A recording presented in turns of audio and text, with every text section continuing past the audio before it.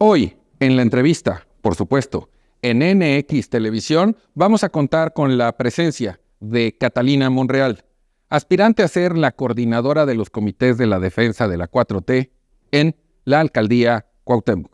Comenzamos.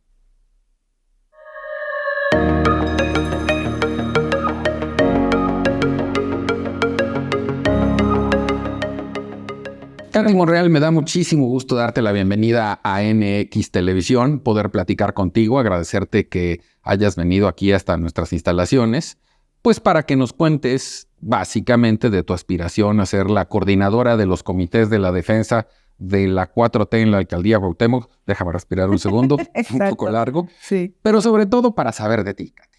Bienvenida. Sí. Muchas gracias por invitarme, Memo. Estoy feliz de estar aquí contigo y de que me recibas, y pues me encantó el set y todo.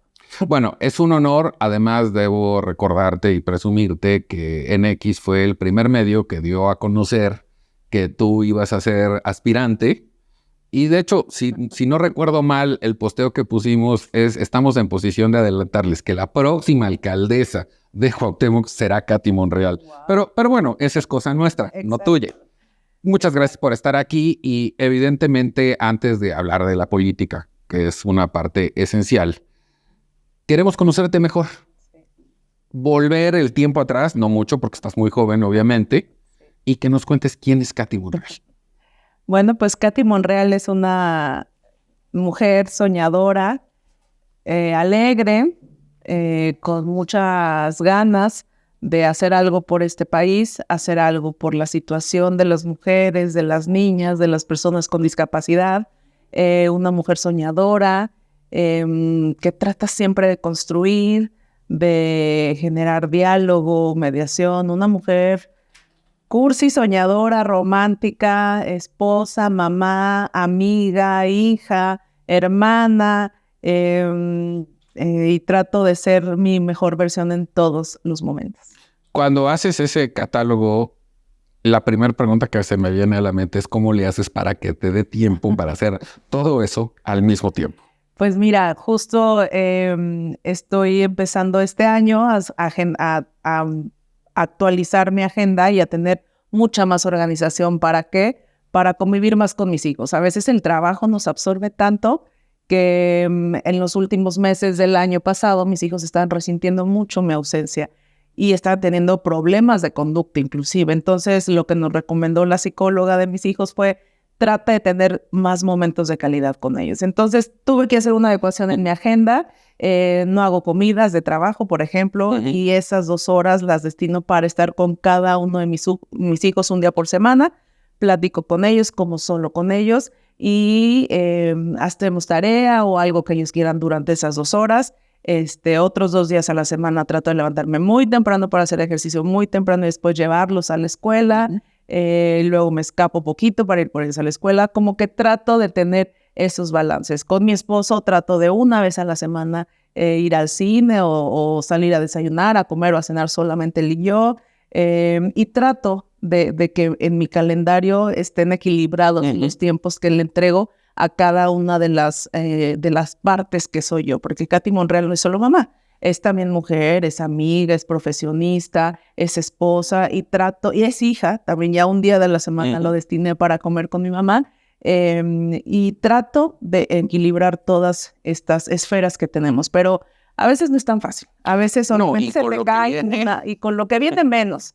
Pero a veces te cae una y hay que levantarla y volver a malabarear y dejar esta en un momento y priorizar otras. Y creo que ese es el dilema siempre de las mamás profesionistas o de las mamás que trabajamos. A veces decir: híjole, estoy dedicada mucho tiempo al trabajo y no veo tanto a mis hijos, el sacrificio de estar con ellos, de hacer las tareas, de acudir todo el tiempo a la escuela. Y también muchas mamás que a lo mejor se dedican de tiempo completo a la maternidad y al hogar, muchas veces también dicen: híjole, estoy perdiendo mis mejores años profesionales para hacer algo, para emprender algo, dedicada solo a mis hijos. Y creo que esa es una de las luchas más fuertes que tenemos las mujeres, mamás, internamente. Porque hay una suerte como de calificación injusta al respecto, por un nivel de exigencia mayor en el caso de la mujer profesionista, mamá, básicamente en esta relación del abandono del tiempo que no le dedicas a ciertas cosas.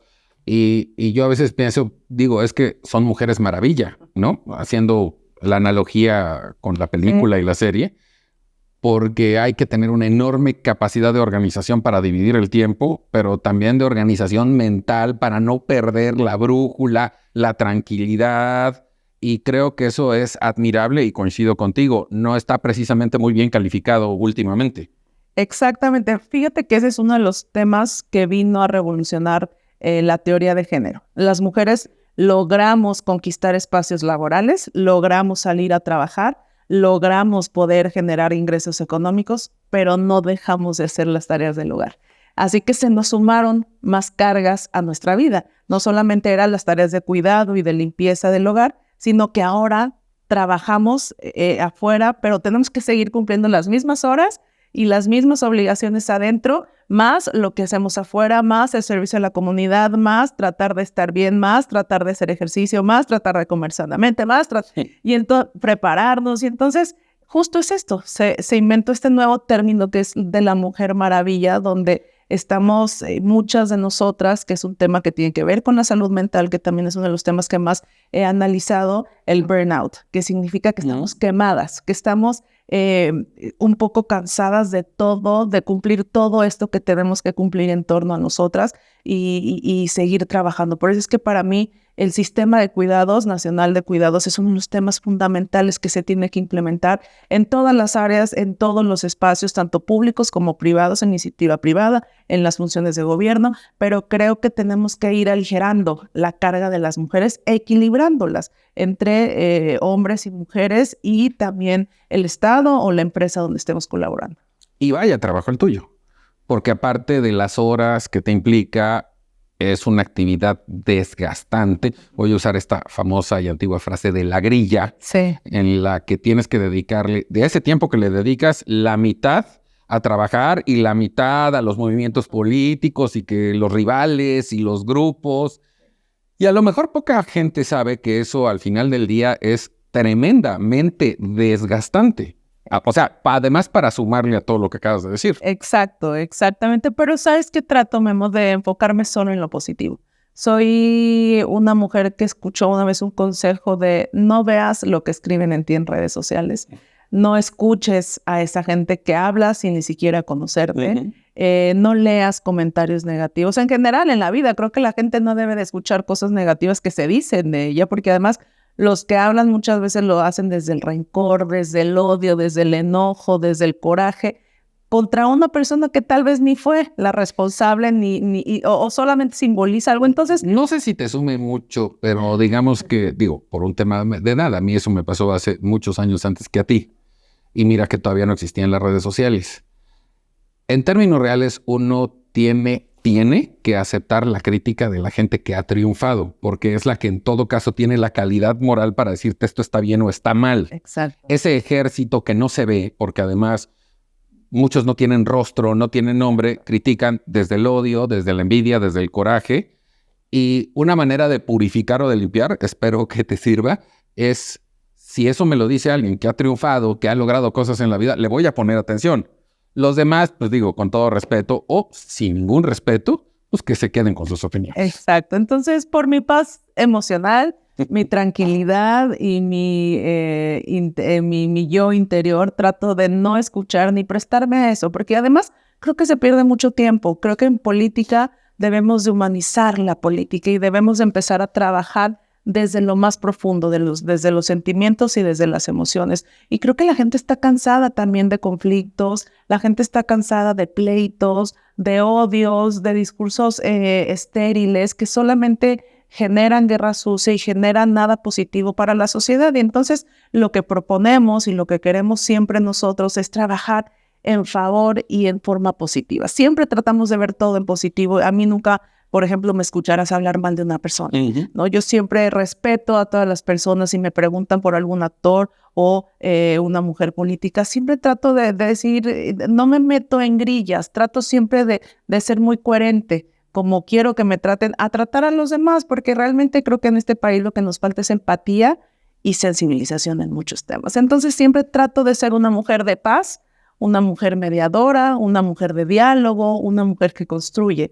Porque la violencia en este país no se combate con más violencia, ni violencia digital, ni violencia callejera, ni violencia contra las mujeres, ni violencia en el transporte público, ni violencia del crimen organizado. Ninguna de las violencias se combate con más violencia. Entonces, creo que debemos de partir desde nosotros mismos, generar no violencia contra nosotros y también contra nuestro entorno. Entonces, eso quiero oír. La discusión es muy estridente. Y a mí me preocupa en perspectiva de las nuevas generaciones, tú que tienes hijos chicos, que les estamos enseñando a que las diferencias se arreglan con el que grita más fuerte o el que insulta más, y no con el diálogo, y no con la flexibilidad de estirar y aflojar, como sería cualquier negociación en cualquier ámbito de la vida. Coincido plenamente contigo de que hoy estamos pasando en ese momento y además estamos en el previo de la campaña política más importante de la historia, en la que se van a dirimir el mayor número de cargos públicos y que lamentablemente mucho de lo que vamos a ver va a ser estridencia, gritos y ataques.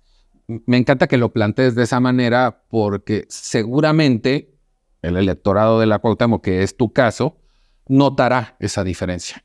Pues eso espero y eso me gusta transmitir. Soy una mujer que me gusta estar bien conmigo, con mi entorno y generar cosas positivas. Y al final del día creo que eso es lo que la gente desea, lo que la gente quiere. Al final del día todos queremos ser felices y ese es el fin último. Y la política también sirve para eso, aunque muchas veces se les olvide que para eso también es la política, para servir, para ayudar, para resolver. Y cuando resuelves un tema de luminaria, la gente de esa colonia es más feliz. Cuando resuelves un tema de basura, de bacheo, la gente de esa calle es más feliz. Es más sana, es más feliz, y entonces vas generando modificación en el entorno y creo que eso es a lo que le tenemos que apostar. Si bien es cierto que hoy estamos hablando de Katy Monreal, no podemos omitir que tu padre ha sido una de las figuras políticas más importantes de este país en los últimos años y que, a donde quiero ir, que en esa convivencia en tu casa, todo lo que escuchaste, todo lo que aprendiste, todo lo que viste, y me refiero a lo bueno y lo malo, las ausencias, que seguramente muchas veces llegó preocupado, enojado, porque le estaban grillando en algún lado, también otras muy contento porque logró hacer algo. Me quiero imaginar sobre todo cuando fue gobernador, que es cuando tienes una mayor facilidad de hacer cosas. ¿Cómo te tocó vivir todo ese proceso? Digo, independientemente del legado que significa que sea tu padre y que lleve su apellido. Y más bien me refiero a la parte íntima. ¿Cómo fue para ti esa historia? ¿Cómo la viviste? Porque sin lugar a dudas, mucho de lo que eres hoy viene de esa formación. Claro, completamente. Mira, primero te diré algo. Mi papá yo nunca lo vi llegar enojado.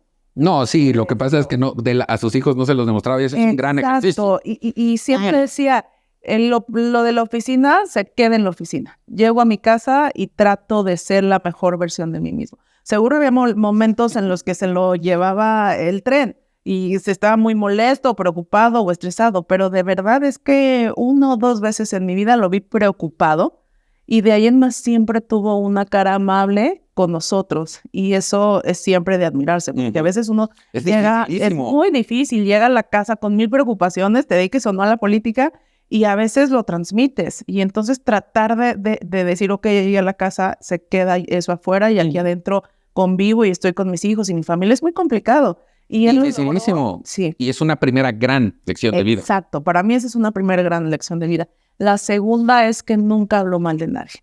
Y por eso trato de hacer lo mismo, porque mi papá fue uno de los hombres que jamás le he escuchado hablar mal de alguien ni expresarse mal de alguien, a pesar de que muchos lo merecían. Lo merecían. ¿No? Y entonces yo era ya en la adolescencia, en la pubertad de papá, pero mira, están diciendo esto de ti, no sé qué. Me decía, hijita, no te metas en eso, no lo veas, no es para mí. En el proceso, lo platicamos otra vez, en el proceso del 2006 y del 2012, yo estudié en el ITAM.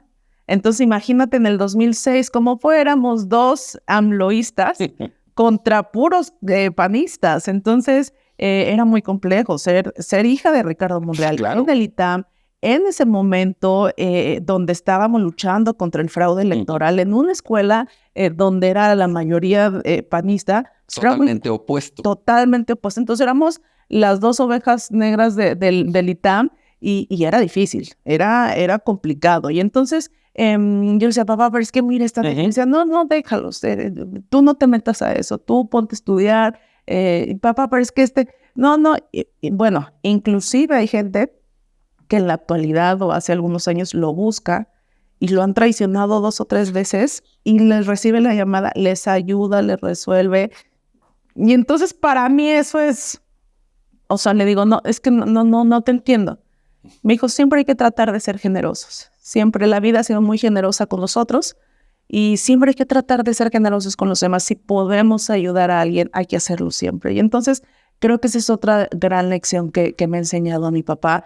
Mi mamá me ha enseñado muchas lecciones. Mi mamá ha sido una mujer que ha sido el centro de la familia. ¿Sí? Mi papá es lo que es, se lo debe mucho a mi mamá también, porque mi mamá fue una mamá presente, fue una mamá que estuvo ahí todo el tiempo, que ha estado todo el tiempo, que en cuanto llegaba también mi papá, también lo ubicaba. Le decía, no, aquí eres Ricardo, mi esposo y el papá de 3 hijos, ¿eh?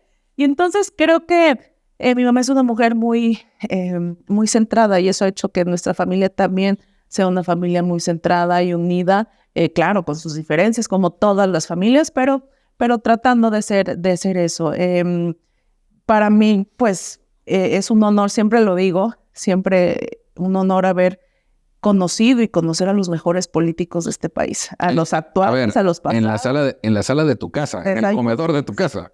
Desayuno, como y cené política desde que tengo uso de razón. Entonces mi papá cuando me dijo, hijita, pero es que ¿por qué te gusta la política? Le digo, papá, porque salgo en una foto contigo y Andrés Manuel, el presidente, en medio cuando yo tenía 11, 12 años. O sea, conozco de política y he escuchado y visto a todos los políticos de este país, presentes y pasados, y la futura presidenta Claudia y al presidente actual, Andrés Manuel, comiendo en mi casa. Para mí es algo, siempre ha sido algo que me gusta mucho y que aprendo mucho y que es una gran satisfacción poder estar y sobre todo estar para mejorar las cosas. Y eso es lo que he aprendido en mi casa, eso es lo que me han enseñado mis papás y ser devota siempre.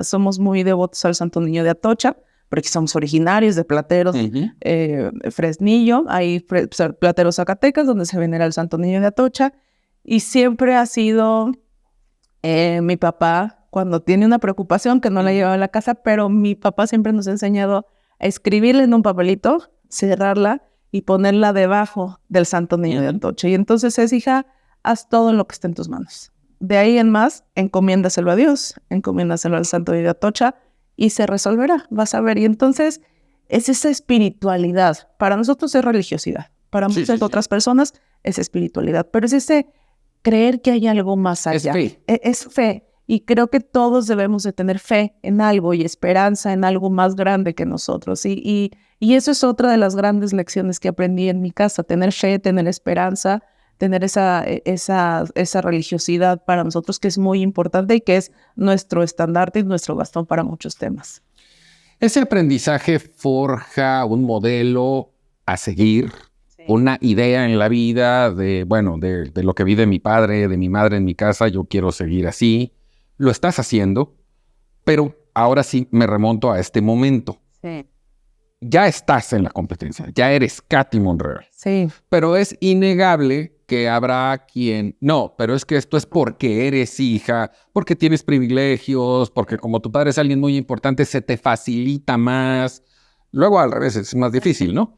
Pero me gustaría que lo platicaras en esta perspectiva actual, porque independientemente de que seas la más aventajada en este caso y de que tengas los méritos suficientes y propios, siempre existe esta parte, insisto, de la famosa grilla. No, pero lo que pasa es que es hija de, todo le fue fácil, se lo pusieron en bandeja de plata. Híjole, me has entrado a uno de los temas más complicados para mí y que siempre trato de expresarlo bien. La verdad es que para mí ha sido muy difícil estar en política. Para mí, como bien dices, no ha sido nada fácil. ¿Por qué? Porque justo esto. todo el mundo siempre te dice es que es la hija de él, la puso tal. En la actualidad, ese es uno de los discursos.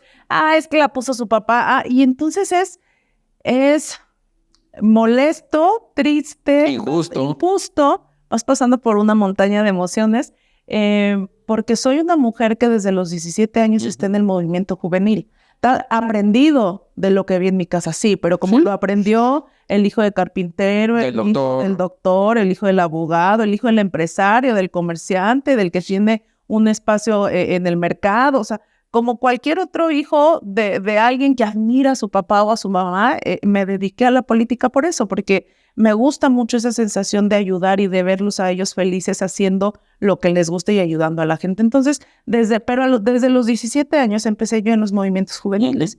Empecé con Luisa María Alcalde, con Sebastián Ramírez, con Citlali Hernández, con Miguel Torruco, con Alejandro Encinas Jr. Empecé con todos ellos. ¿Y por qué te los menciono a ellos? Porque empezamos juntos el movimiento de Morena, Jóvenes y Estudiantes. Yo soy fundadora de Morena, soy militante de Morena, me costó Morena cuando nadie creía en este movimiento de regeneración, donde era el licenciado Andrés Manuel. ¿Ya andaba Gilberto Encinas también con ustedes? Ya también andaba Gilberto. Porque debo decirte, colaborador muy cercano de tu padre, que fue colaborador mío en un programa de televisión en Efecto TV muchos años. ¿A poco? Gilberto iba, si no mal recuerdo, los jueves. Hacíamos una mesa de debate político. Sí. Obviamente ya trabajaba con tu papá en el Senado, pero se daba tiempo para ir una vez a la semana, naturalmente él defendiendo la postura de la 4T, hasta que un día por exceso de trabajo ya no pudo seguir. Sí, Gil también estaba en esa época. Y te los menciono porque con ellos construí Morena, Jóvenes y Estudiantes y el movimiento juvenil, donde el licenciado Andrés Manuel apenas llenábamos 3 o 4 o 5 personas en la plaza pública, donde fuimos increciendo ese movimiento, pero empezamos de la nada, de gritarnos y de decirnos cosas en la calle y difícil. Rudo, bastante rudo, de decirnos varias cosas y ver cómo ellos crecieron profesionalmente. Y yo no crecía porque yo le decía, papá, es que mira, me invitaron a tal lado a hacer... No, hija, es que no puedes porque, por ejemplo, soy una mujer que tengo amigos en todos los partidos. Entonces un gobernador hace muchos años me invitó a ser la secretaria de la juventud a su gobierno. Me dijo, papá, es que mira, no, hijita, no puedes porque van a decir que yo te mandé. No tiene nada que ver contigo. No, lo sé, pero... Y entonces también en Morena, en una asamblea, querían que yo fuera la secretaria de mujer. Y yo, mira, papá, tengo los votos para... No puedes porque van a decir que yo te puse. Entonces, siempre era un no, porque van a decir que, porque eres mi hija, siempre fue un no, porque...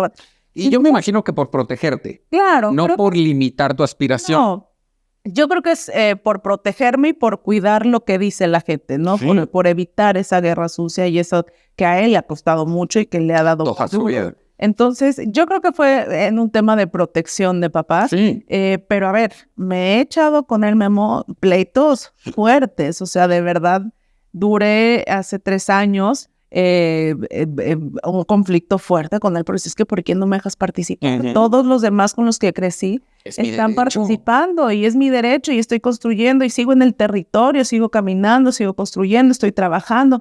Me tocó defensa del voto en varios estados, en el 2018, en el 2002, en el 21. Entonces, estuve todo el tiempo trabajando desde el movimiento, sin ningún cargo, con aspiraciones, pero sin ninguna posibilidad, solamente por ser hija de Ricardo Monreal. Y entonces, me pareció bastante injusto. Y a mis 30 y tantos años, tuve una plática con él fuerte.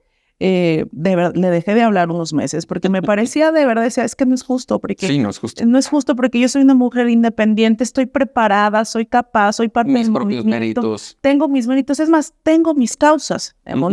Mis causas no son necesariamente las mismas que las de él. ¿Por qué? Por un tema de relevo generacional, por un tema de género. Mis causas principales son el tema de las mujeres y de los niños. Entonces, hace 3 años dije, le dejé de hablar, literal. Dije, me voy a retirar ya de esto porque nunca me van a dejar crecer. Y entonces era para mí, bastante desafiante y bastante triste, injusto y discriminatorio. Hasta la fecha me parece discriminatorio que la gente me juzgue o niegue mi participación solamente por ser la hija de alguien más. No tengo ningún otro descalificativo. no tengo ningún otro defecto más que ser la hija de alguien. Bueno, a ver, precisamente porque como no hay otra cosa de qué criticarte, es natural que se agarren de ahí, pero no es un tema menor. Claro, y entonces me parece bastante, pero es un tema de discriminación. Sin lugar a dudas. Y entonces hemos luchado tanto desde la izquierda para defender los derechos, para defender las libertades y las garantías, para que los mismos compañeros o de otras expresiones juzguen a alguien por ser la hija de alguien más. Entonces, y hace 3 años decidí un poco separarme, tomar más mi propio camino. Hice una asociación civil que se llama Rosa Mexicano, y esta asociación civil me dio las tablas necesarias para estar hoy aquí contigo. Creo que los tiempos de Dios siempre son perfectos y siempre va a ser cuando Dios quiera. Y la verdad es que estos 3 últimos años... Pero hay que ayudarle. Claro, 100%. Y la verdad es que estos últimos 3 años con Rosa Mexicano me ayudó mucho a sanarme. A mí en un proceso de perdonarme, de perdonar, de entender, de ver las cosas de diferente manera, un trabajo de salud mental importante que hice conmigo, pero con muchísimas mujeres en todo el país. ¿Por qué? Porque yo me gusta la política, me gusta el servicio, pero sé que tal vez va a ser complicado en este momento. ¿Y qué voy a hacer? Me voy a dedicar a la actividad social, a todo el tema social, al activismo social. Entonces me dediqué mucho a todo el tema de mujeres y de personas con discapacidad y niñas. ¿Por qué mujeres y niñas? Pues porque soy mujer y porque tengo una hija. Y discapacidad porque tengo un hijo con parálisis cerebral. Entonces, para mí fue fundamental. Son mis metas, son mis banderas, que son las que yo estaré siempre respaldando y siempre tratando de promover. Y entonces hiciste esta asociación civil que de verdad es que la tuvimos en todo el país, la tenemos en todo el país, tenemos en 28 estados presencia con comités en cada uno de los municipios y hemos trabajado mucho toda esta parte. Entonces, pero no dejé el territorio, seguí en el territorio trabajando, picando. Soy una mujer perseverante y resiliente, entonces seguí trabajando y el día de hoy estoy aquí contigo platicando sobre esta posibilidad de coordinar los esfuerzos de la Cuarta Transformación en la Alcaldía Cuauhtémoc, lo cual me llena de orgullo, de satisfacción y de esperanza de hacer bien las cosas y de que me permitan participar, porque además no estoy pidiendo nada gratis, no estoy pidiendo una pluri que mucha gente tiene el derecho de hacer. Que ahí sí, a ver, ¿por qué accedió una pluri? Por un acuerdo político derivado de la posición de su papá, ahí sí, pero tú estás buscando competir. Y siempre es lo que he querido, siempre he dicho,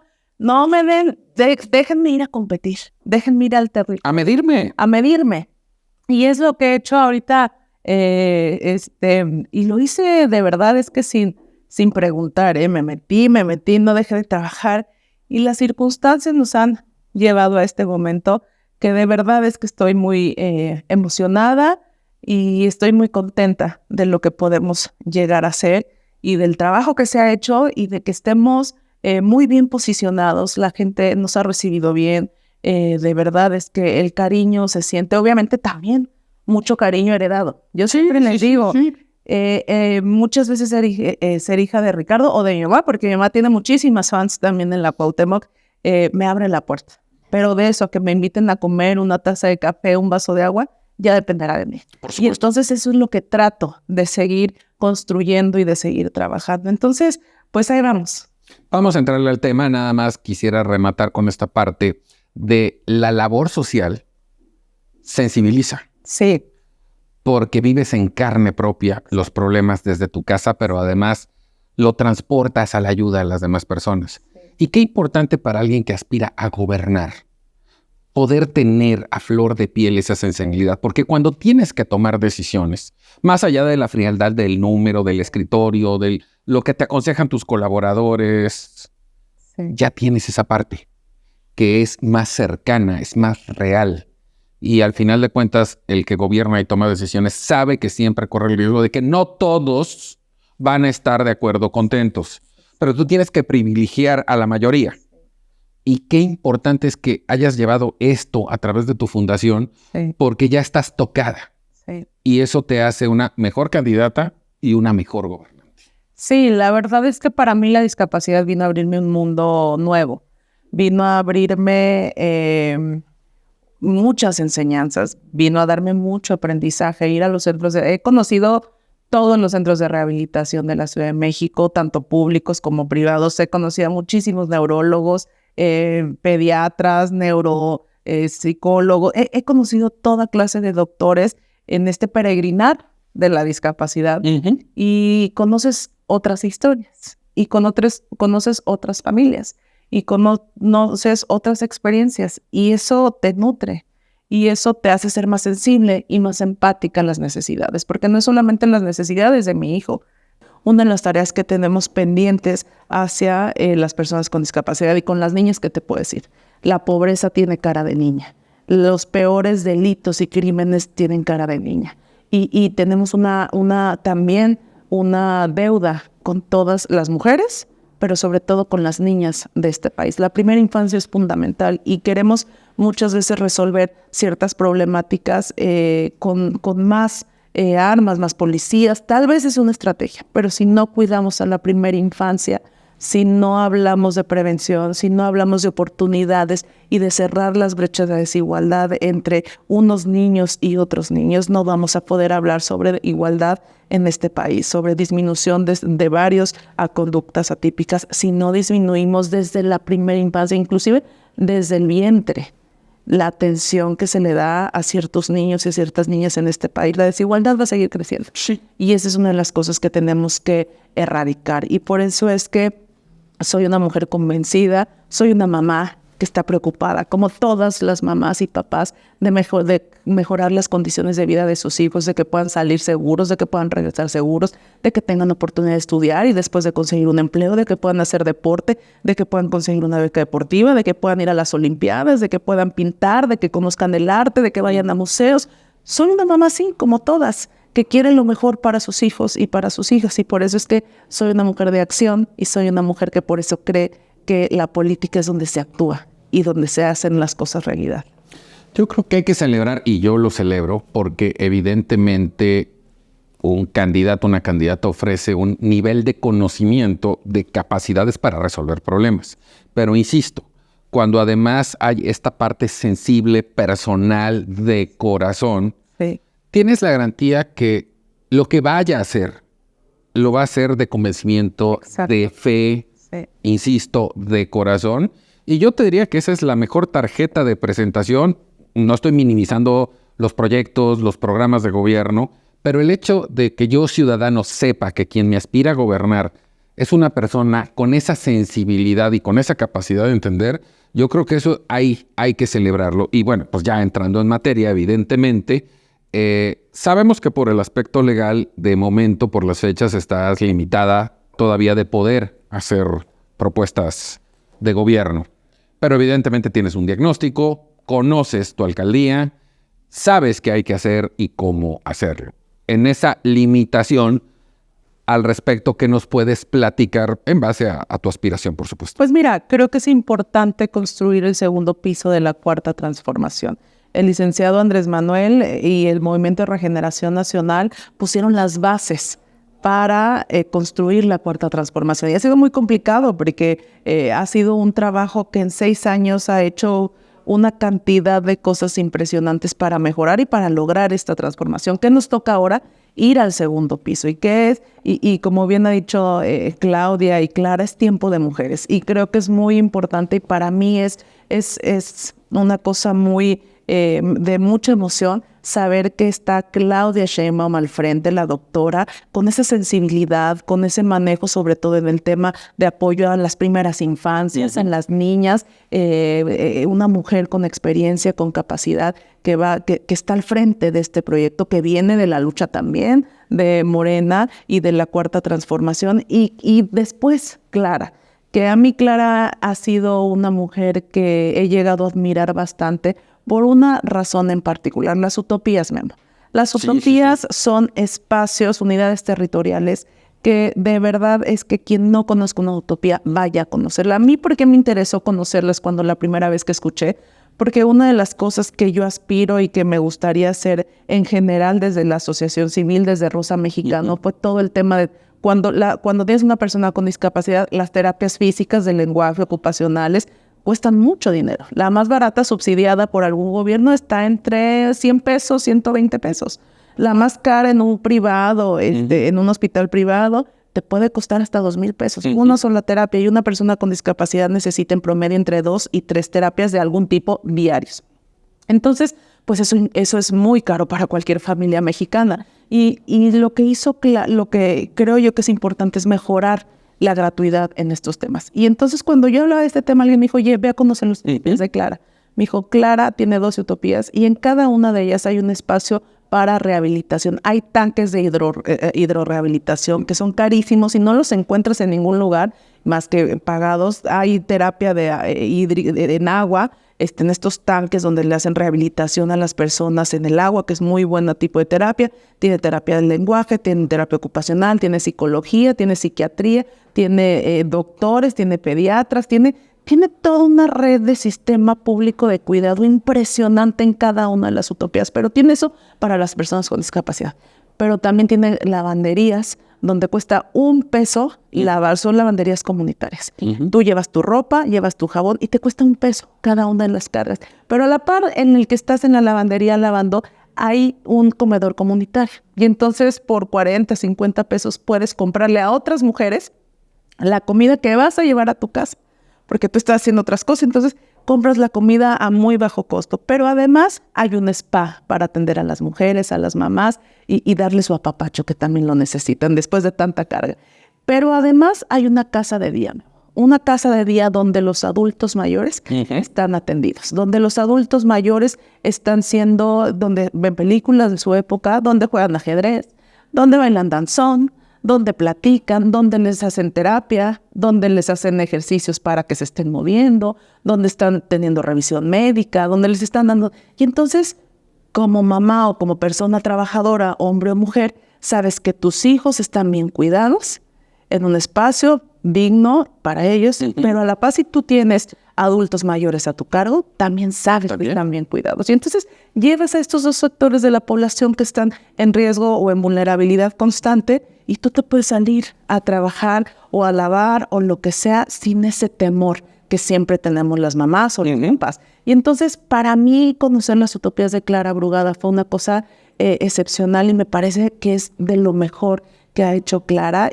Y lo mejor de todo es que dijo que va a implementar muchas utopías en toda la Ciudad de México. Y eso para mí... Incluida la alcaldía. Claro. Es más, dijo que va a empezar en la alcaldía Cuauhtémoc, en Tepito, ahí en la colonia. Ahí va a empezar. Entonces, para mí eso es un aliciente, es saber que vamos por el buen camino y que tenemos que seguir construyendo el segundo piso de la Cuarta Transformación que tanto ha costado y que tenemos que seguir trabajando en este tema.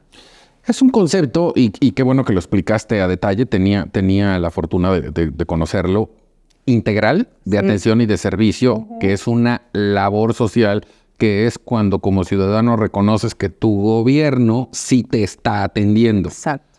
Y independientemente del concepto, segundo piso o labor social, básicamente esa es la oferta que, me refiero a lo integral, que Katy Monreal le va a llevar al electorado. Insisto, hay muchas cosas que no puedes decir por el formato legal. Exacto. Entonces, creo que vamos por buen camino. Vamos a trabajar mucho en la parte social.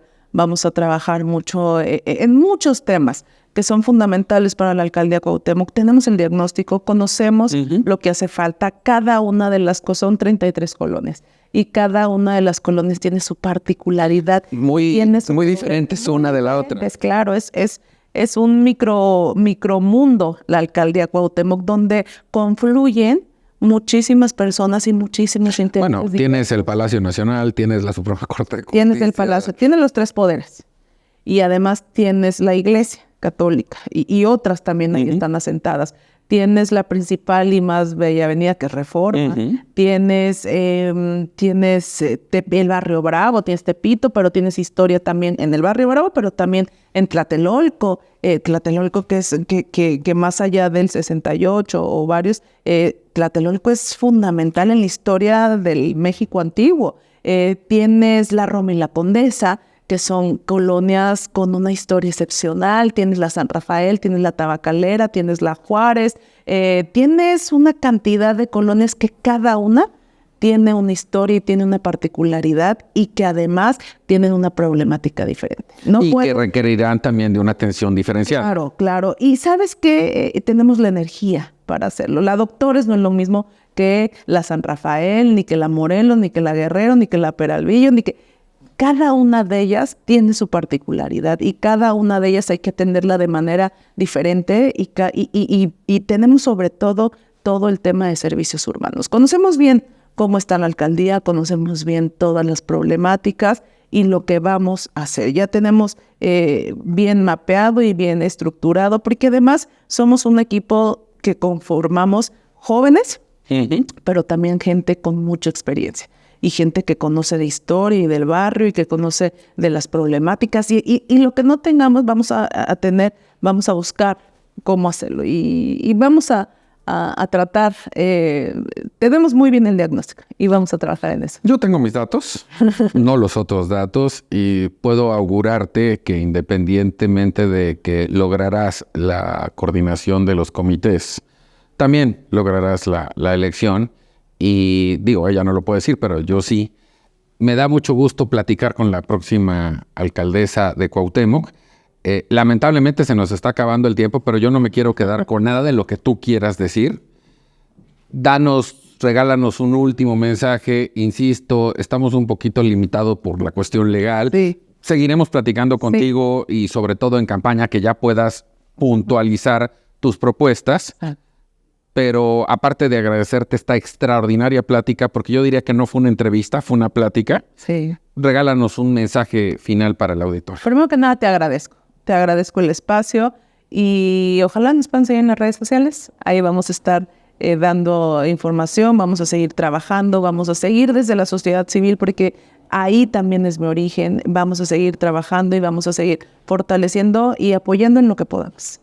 Muchas gracias. De veras, te lo agradezco mucho independientemente del valor periodístico de la entrevista, independientemente de esta extraordinaria plática, porque creo que hoy tuvimos, y me incluyo, la oportunidad de conocerte bien, de conocerte mejor, de entenderte. Y creo, insisto, como te lo decía hace un rato, esa es la mejor tarjeta de presentación. Una mujer luchadora, pero bien formada, con conocimientos técnicos, con mucho corazón. Y creo que esa es una gran noticia para el electorado de la Cuauhtémoc. Yo, ¿quién soy para decirles lo que decidan? Pero finalmente deja este sabor de boca extraordinario poder platicar contigo. Y rogarte que lo podamos seguir haciendo, sobre todo cuando ya lleguen los tiempos electorales para que le entremos directamente a estas. Exactamente, así va a ser. Y muchas gracias por recibirme, gracias por la oportunidad de conocerme y pues gracias. No, gracias a ti. Nosotros estaremos la próxima semana en la entrevista en NX Televisión.